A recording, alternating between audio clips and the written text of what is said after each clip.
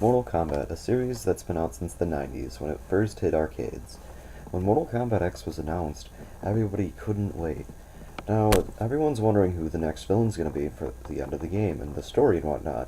Ed Boon said when it was first announced at E3 that it was going to be a returning villain, but it was going to be a bit of a surprise. So here are my top 6 guesses on what it's going to be.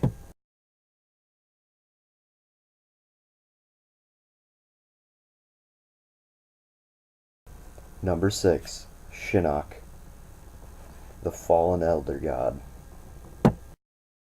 At the end of MK9's Conquest mode, we saw Shinnok with Quan Chi, and they were conversing about how they were going to try to take over the Earth Realm, and how Shao Kahn was kind of being stupid about how he was going to do it. So, everyone thinks it's going to be Shinnok, but since the timeline's changed, and Shinnok tried to do it in Mortal Kombat 4, I feel like it might have changed too drastically, so he won't succeed, or someone else will actually try. Or maybe he will succeed, because it changed, but I really don't find it likely.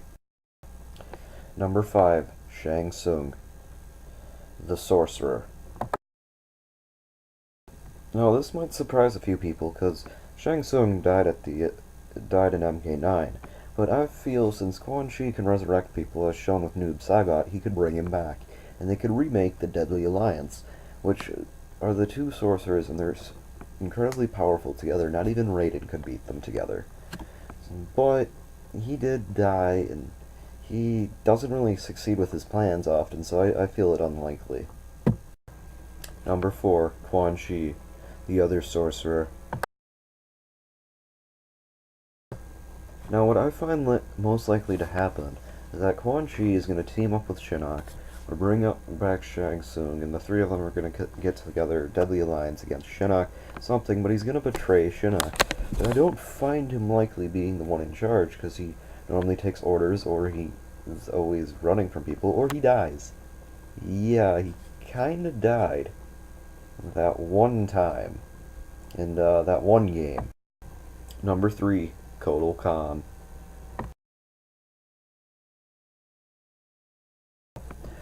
Back when Kotal Kahn was introduced, everyone looked at Kahn, his last part of his name, and immediately thought he was a relative or something to Shao Kahn. Well, maybe that's not so. They don't really look like each other. Who knows?